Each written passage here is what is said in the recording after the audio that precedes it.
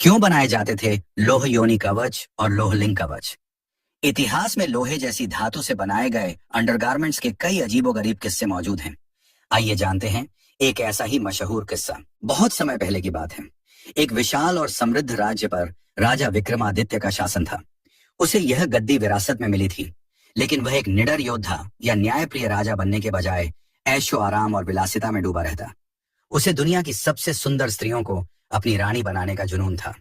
वह अपनी मोहक बातों, अथाह धन दौलत और राजसी वैभव का प्रदर्शन कर सुंदरियों को अपने प्रेम जाल में फंसाता और बड़ी धूमधाम से विवाह करता।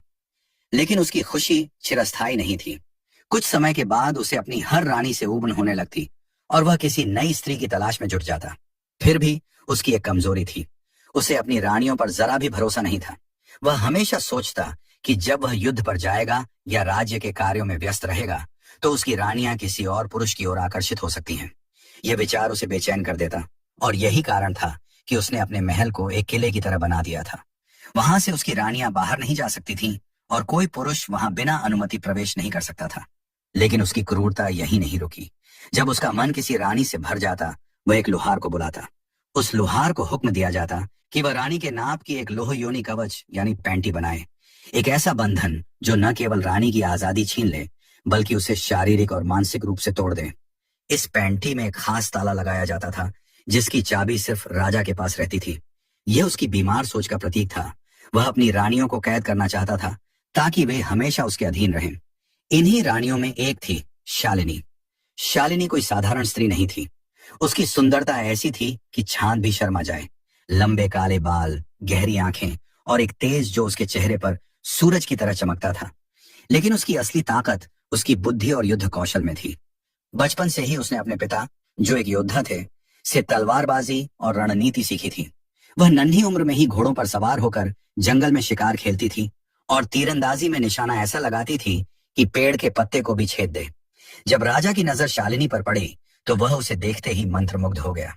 उसने अपने पुराने तरीके अपनाए, सोने के हार, हीरे की अंगूठियां और मधुर प्रेम भरी बातें। शालिनी शुरू में हिचकिचाई, लेकिन उसके गांव के हालात ऐसे थे कि उसे यह प्रस्ताव ठुकराना मुश्किल लगा। उसने सोचा कि शायद यह विवाह उसे और उसके परिवार को सुख देगा। जल्द ही एक भव्य समारोह में शालिनी राजा की रानी बन गई। पहले कुछ महीने शालिनी के लिए सपने जैसे थे। उसे महल का वैभव, नौकर चाकर और हर तरह का सुख मिला। लेकिन यह सपना जल्द ही टूट गया। एक दिन जब राजा का मन उससे भर गया, उसने वही किया जो वह अपनी हर रानी के साथ करता था। लुहार को बुलाया गया और शालिनी के नाप की एक लोहे की पैंटी बनाई गई। उसे जबरन वह पहनाई गई और ताला लगा दिया गया। उसकी आजादी छिन गई। जहां वह कभी जंगलों में हवा की तरह दौड़ती थी, वहां अब वह एक सुनहरे पिंजरे में कैद थी। उस रात जब महल में सन्नाटा था, शालिनी अपने कक्ष में अकेली बैठी थी। लोहे की पैंटी की ठंडक उसके शरीर को काट रही थी, लेकिन उससे ज्यादा उसके दिल को अपमान की आग जला रही थी। उसने अपने हाथों को मुट्ठी में भींच लिया और मन ही मन कसम खाई, यह अपमान मैं सहन नहीं करूंगी। मैं न केवल खुद को आजाद करूंगी बल्कि इस महल की हर रानी को इस बंधन से मुक्ति दिलाऊंगी। राजा को उसकी क्रूरता की सजा मिलेगी। शालिनी जानती थी कि यह आसान नहीं होगा। महल में हर कोने पर पहरेदार थे और राजा की चाबी उसके गले में हमेशा लटकी रहती थी। लेकिन उसका योद्धा मन हार मानने वाला नहीं था। उसने फैसला किया कि वह पहले एक सहयोगी ढूंढेगी, कोई ऐसा जो इस अत्याचार से नफरत करता हो। उसकी नजर चारों ओर घूमने लगी और उसने चुपचाप अपने आसपास के लोगों को परखना शुरू कर दिया। शालिनी का संकल्प अब उसकी ताकत बन चुका था। वह जानती थी कि महल में अकेले कुछ करना नामुमकिन था। उसका पहला कदम था एक सहयोगी ढूंढना। महल के ऊंचे ऊंचे गलियारे, जहां दिन में सूरज की किरणें भी मुश्किल से पहुंचती थीं और रात में केवल मशालों की मध्यम रोशनी रहती थी, उसके लिए चुनौती थी। हर कदम पर सैनिकों की नजरें थीं और हर दीवार के पीछे कोई ना कोई कान सुनने को तैयार था। लेकिन शालिनी का योद्धा मन इन बाधाओं से डरने वाला नहीं था। उसने अपने कक्ष में बैठकर एक योजना बनाई। वह हर उस व्यक्ति को परखेगी जो उसके आसपास आता था। नौकरानियां, सैनिक, यहां तक कि रसोई में काम करने वाले लोग भी उसकी नजर में थे। पहले कुछ दिन उसने चुपचाप सबको देखा। उसकी लोहे की पैंटी अब भी उसे काट रही थी, लेकिन उसने दर्द को अपने इरादों पर हावी नहीं होने दिया। वह दिन में अपने कक्ष की खिड़की से बाहर देखती, जहां बगीचे में फूल खिलते थे और महल की दीवारों के पार एक आजाद दुनिया थी। रात में जब सन्नाटा छा जाता, वह अपने कानों को खुला रखती। उसे हर आवाज पर ध्यान देना था, पहरेदारों की बातें, नौकरों की फुसफुसाहट और यहाँ तक कि हवा की सरसराहट भी। एक सुबह जब एक नौकरानी उसके लिए भोजन लेकर आई, शालिनी ने उसके साथ आए सैनिक पर नजर डाली। वह सैनिक जवान था, लंबा और मजबूत कद काठी का, लेकिन उसकी आंखों में एक अजीब सी उदासी थी। उसका नाम था अमर। वह महल में एक छोटा सा अधिकारी था, जिसका काम रानियों के कक्षों की सुरक्षा करना था। शालिनी ने देखा कि जब नौकरानी ने भोजन की थाली रखी, तो अमर ने एक बार उस लोहे की पैंटी की तरफ देखा, जो शालिनी के कपड़ों के नीचे से हल्का सा झलक रही थी। उसकी आंखों में एक पल के लिए गुस्सा और शर्मिंदगी का भाव उभरा। फिर वह चुपचाप मुड़कर बाहर चला गया। शालिनी को लगा कि शायद यही वह इंसान है जिसकी उसे तलाश थी। अगले दिन जब अमर फिर से कक्ष के बाहर पहरे पर था, शालिनी ने जानबूझकर एक छोटा सा कटोरा नीचे गिरा दिया। कटोरे के गिरने की आवाज सुनकर अमर अंदर आया। उसने कहा, रानी, क्या हुआ? आपको कुछ चाहिए? उसकी आवाज में औपचारिकता थी, लेकिन एक हल्की सी नरमी भी। शालिनी ने उसकी आंखों में देखा और धीरे से कहा, हाँ, मुझे कुछ चाहिए, लेकिन यहाँ नहीं कह सकती। क्या तुम रात में यहाँ आ सकते हो जब कोई न देखे? अमर चौंका। उसने चारों तरफ देखा, मानो डर रहा हो कि कोई सुन न ले। फिर उसने हल्के से सिर हिलाया और चुपचाप बाहर चला गया। उस रात जब महल में सन्नाटा छा गया और मशालों की रोशनी मध्यम पड़ने लगी, शालिनी अपने कक्ष में इंतजार कर रही थी। उसने अपनी तलवार को एक पुराने कंबल में छिपा रखा था, ताकि जरूरत पड़ने पर वह तैयार रहे। दरवाजे पर हल्की सी खटखट हुई। शालिनी ने सावधानी से दरवाजा खोला। बाहर अमर खड़ा था। उसकी आंखों में घबराहट और जिज्ञासा दोनों थी। कहिए, रानी, क्या चाहिए आपको? उसने फुसफुसाते हुए पूछा। शालिनी ने उसे अंदर आने का इशारा किया और दरवाजा बंद कर दिया। फिर उसने सीधे कहा, मुझे आजादी चाहिए, अमर, और सिर्फ मेरी नहीं, इस महल की हर रानी की। क्या तुम मेरी मदद करोगे? अमर के चेहरे पर हैरानी छा गई। उसने कहा, रानी, आप क्या कह रही हैं? यह राजा का महल है, यहां से कोई नहीं बच सकता, और अगर मैंने आपकी मदद की तो मेरी जान चली जाएगी। शालिनी ने उसकी आंखों में देखा और कहा, मैं जानती हूं कि तुम यहाँ खुश नहीं हो। मैंने तुम्हारी आंखों में वह गुस्सा देखा है जो इस अत्याचार को देखकर पैदा होता है।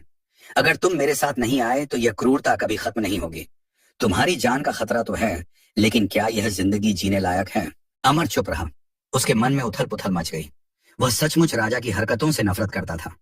उसने कई रानियों को रोते देखा था, उनकी आंखों में बेबसी देखी थी, लेकिन वह डरता था, राजा की सजा से, अपनी जान से।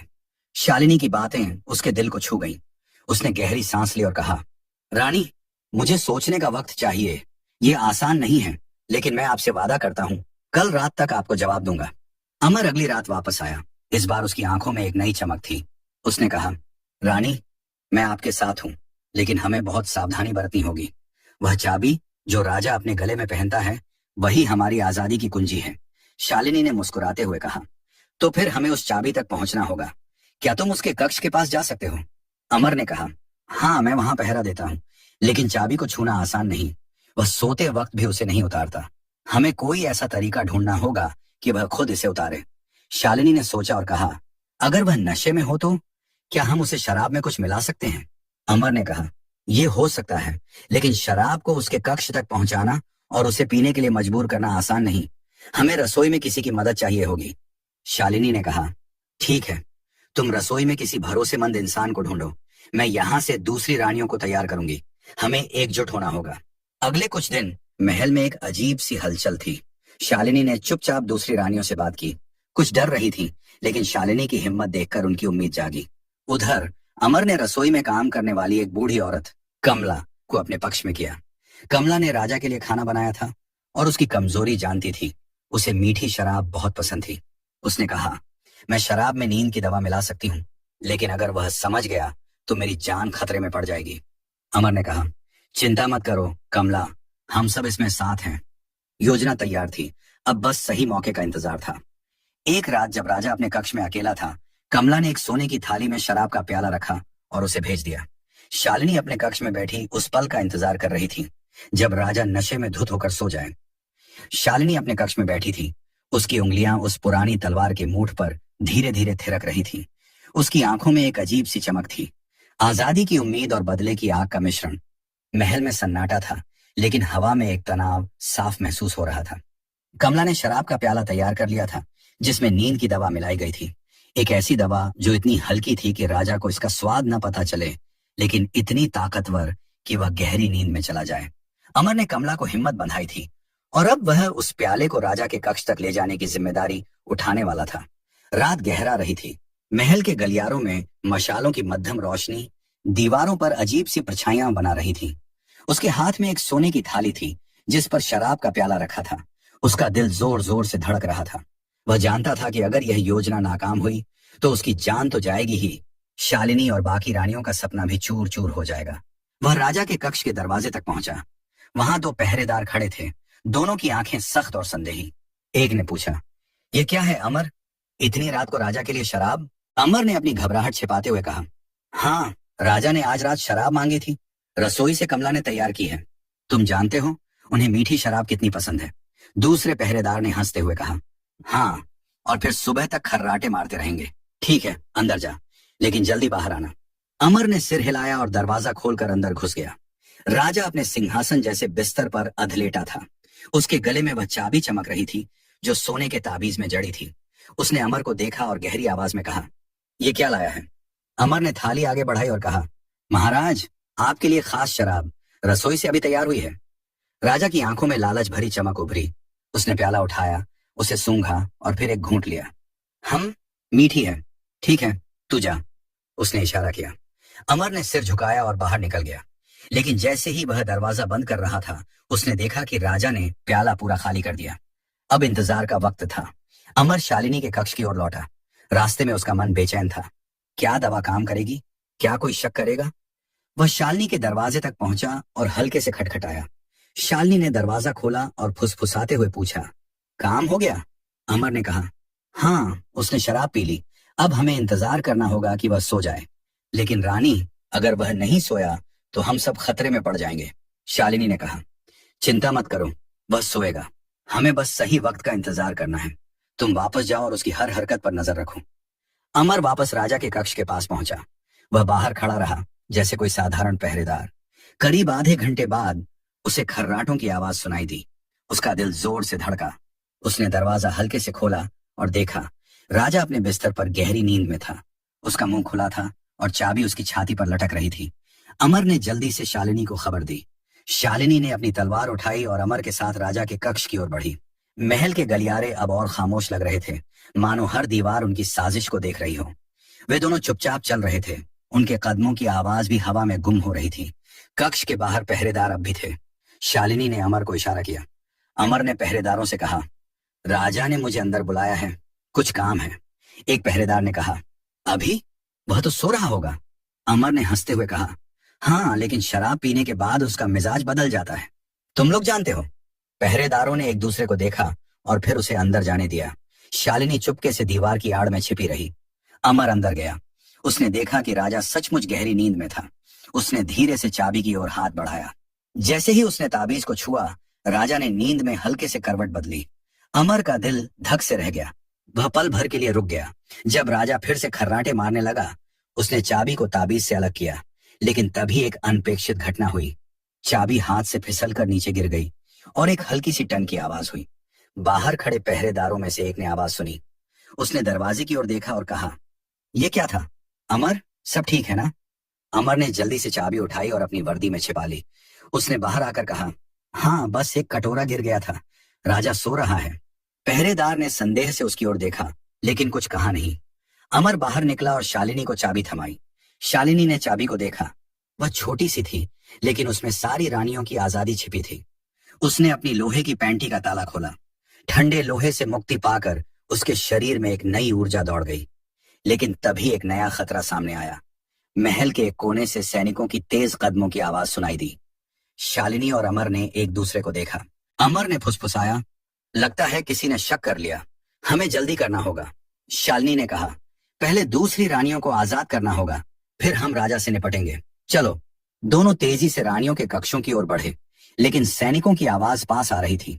क्या उनकी योजना कामयाब होगी या यह साहसिक कदम उनकी आखिरी सांस बन जाएगा? अब सब कुछ वक्त और उनकी हिम्मत पर निर्भर था। अब वह कैदी नहीं, योद्धा थी, लेकिन अभी बहुत कुछ करना बाकी था। महल के गलियारों से सैनिकों की कदमों की आवाज तेज होती जा रही थी। समय कम था और खतरा हर पल नजदीक आ रहा था। अमर ने फुसफुसाते हुए कहा, रानी, हमें जल्दी करना होगा। अगर सैनिक यहाँ पहुंच गए तो हम सब खत्म हो जाएंगे। शालिनी ने दृढ़ स्वर में कहा, हम रुक नहीं सकते। पहले बाकी रानियों को आजाद करना होगा। उनके बिना यह लड़ाई अधूरी है। चलो मेरे पीछे आओ। उसने अपनी तलवार हाथ में ली और तेजी से गलियारे की ओर बढ़ी। अमर उसके पीछे पीछे था। उसकी आंखें हर कोने पर नजर रख रही थीं। पहला कक्ष रानी मालती का था। मालती एक नन्ही उम्र में राजा की रानी बनी थी और उसकी कोमलता को राजा ने अपने क्रूर खेल में कुचल दिया था। शालिनी ने दरवाजा खटखटाया और फुसफुसाई, मालती, मैं हूं शालिनी। उठो, आजादी का वक्त आ गया है। अंदर से हल्की सी हलचल हुई। मालती ने दरवाजा खोला। उसकी आंखें सूजी हुई थीं और चेहरा डर से पीला। शालिनी, ये क्या कर रही हो? अगर राजा को पता चला तो? शालिनी ने उसकी बात काटते हुए कहा, राजा अब कुछ नहीं कर सकता। ये चाबी देखो, मेरे साथ आओ, हम सब आजाद होंगे। उसने मालती की लोहे की पैंटी का ताला खोला। मालती ने आजादी का पहला कदम उठाया और उसकी आंखों में आंसुओं के साथ साथ हिम्मत भी जागी। उसने कहा, मैं तुम्हारे साथ हूं। दोनों अगले कक्ष की ओर बढ़े। रानी कुसुम का कक्ष। कुसुम पहले एक नर्तकी थी जिसे राजा ने उसकी सुंदरता के लिए चुना था। उसकी आत्मा को भी लोहे के बंधनों ने कुचल दिया था। शालिनी ने वही प्रक्रिया दोहराई। कुसुम ने आजाद होते ही शालिनी को गले लगाया और कहा, मुझे नहीं पता था कि यह दिन आएगा। मैं तुम्हारे लिए जान भी दे दूंगी। धीरे धीरे एक एक कर शालिनी ने 6 रानियों को आजाद कर लिया। हर रानी की आंखों में डर के साथ साथ एक नई उम्मीद जाग रही थी। लेकिन अभी भी समय कम था। सैनिकों की आवाज अब गलियारे के अंत तक पहुंच चुकी थी। तभी गलियारे के कोने से एक सैनिक कमांडर की गहरी आवाज गूंजी, कोई यहाँ है? कक्षों की जांच करो, रानियां गायब हैं। अमर ने शालिनी की ओर देखा और कहा, वे आ गए, अब क्या करें? शालिनी ने तलवार मजबूती से पकड़ी और कहा, लड़ेंगे। ये रानियां अब कैदी नहीं, मेरी सेना है। तुम सब मेरे पीछे रहो। रानियों ने एक दूसरे को देखा। उनके पास हथियार नहीं थे, लेकिन शालिनी की हिम्मत ने उन्हें योद्धा बना दिया। मालती ने एक मशाल उठा ली। कुसुम ने पास पड़ी एक लकड़ी का टुकड़ा थाम लिया। बाकी रानियां भी जो हाथ लगा उसे हथियार बना लिया। सैनिकों का एक दस्ता गलियारे में घुस आया। करीब 10 जवान तलवारें और भाले लिए हुए। कमांडर ने शालिनी को देखते ही चिल्लाया, रुक जाओ रानी, यह विद्रोह है, तुम्हें सजा मिलेगी। शालिनी ने ठंडे स्वर में कहा, सजा तो उसने दी जिसने हमें कैद किया, अब हमारी बारी है। उसने तलवार उठाई और सैनिकों की ओर बढ़ी। पहला सैनिक उस पर भाला लेकर झपटा, लेकिन शालिनी का योद्धा प्रशिक्षण उसकी ताकत था। उसने एक झटके में भाले को काट दिया और सैनिक के कंधे पर वार किया। वह चीखता हुआ नीचे गिर पड़ा। अमर भी लड़ाई में कूद पड़ा। उसने अपनी सैनिक तलवार से 2 सैनिकों को रोका। रानियां भी पीछे नहीं हटी। मालती ने मशाल से एक सैनिक का चेहरा झुलसा दिया और कुसुम ने लकड़ी से एक सैनिक के सिर पर वार किया। गलियारा युद्ध के मैदान में बदल गया। खून की बूंदें दीवारों पर छींट रही थीं और चीखें हवा में गूंज रही थीं। कमांडर ने देखा कि उसकी सेना कमजोर पड़ रही थी। उसने अपनी भारी तलवार उठाई और शालिनी की ओर बढ़ा। तुम्हारी हिम्मत कैसे हुई? वह चिल्लाया और उसने पूरी ताकत से वार किया। शालिनी ने अपने हल्के शरीर को मोड़ा और वार से बच गई, लेकिन तलवार उसके बाएं हाथ को हल्के से छू गई। खून की एक पतली धार बह निकली।